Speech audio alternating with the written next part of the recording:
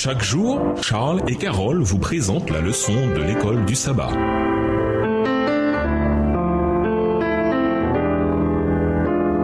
Bienvenue dans votre émission. Dieu nous parle. Nous voilà à la leçon de lundi, les deux chérubins. Dès que nos premiers parents furent chassés du jardin, Dieu leur offrit l'espoir du Messie. Genèse 3, le verset 15. Mais il établit un puissant symbole aux portes de l'Éden. Deux chérubins séparés par une lumière flamboyante. Impossible de passer à côté de la ressemblance. Cette scène rappelle beaucoup l'Arche de l'Alliance, un symbole du trône de Dieu. Exode 25, le verset 18. Lisons Genèse 3, les versets 21 à 24. Quelle tâche était confiée aux chérubins et pourquoi? Genèse 3, les versets 21 à 24. L'Éternel Dieu fit à Adam et à sa femme des habits de peau et il les en vêtit. L'Éternel Dieu dit, voici, l'homme est devenu comme l'un de nous pour la connaissance du bien et du mal. Empêchons-le maintenant d'avancer sa main, de prendre de l'arbre de vie, d'en manger et de vivre éternellement. Et l'Éternel Dieu le chassa du jardin d'Éden pour qu'il cuive à la terre d'où il avait été pris. C'est ainsi qu'il chassa Adam et il mit à l'orient du jardin d'Éden les chérubins qui agitent une épée flamboyante pour garder le chemin de l'arbre de vie. Tandis que les chérubins avaient eu la responsabilité de tenir les pécheurs éloignés de l'arbre de vie, Genèse 3, verset 22, ils étaient aussi un symbole d'espoir, de promesse qu'un jour les humains reviendraient au paradis. Le jardin d'Éden demeura sur la terre longtemps après que ces jolis sentiers aient été interdits à l'homme. Pendant longtemps, les hommes déchus furent autorisés à contempler de loin le lieu de leur innocence. À sa porte,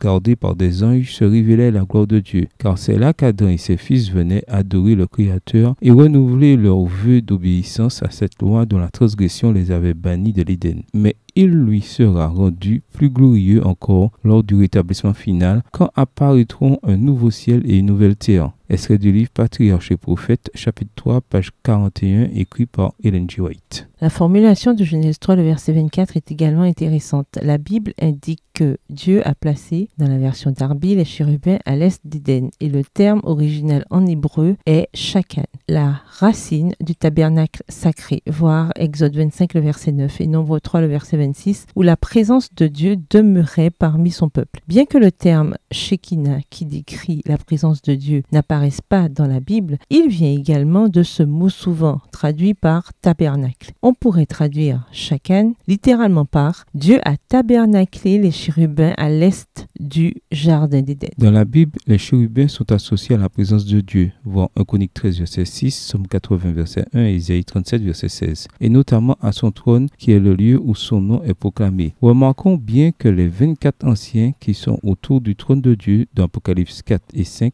chantent ses louanges et annoncent son droit à régner car il est celui qui a créé toutes choses. Apocalypse 4, verset 11. Cela peut nous aider à comprendre la scène de la salle du trône ainsi que notre rôle en tant que pécheurs pardonnés en lien avec notre Créateur. Au revoir et à demain si Dieu veut. Dieu nous parle.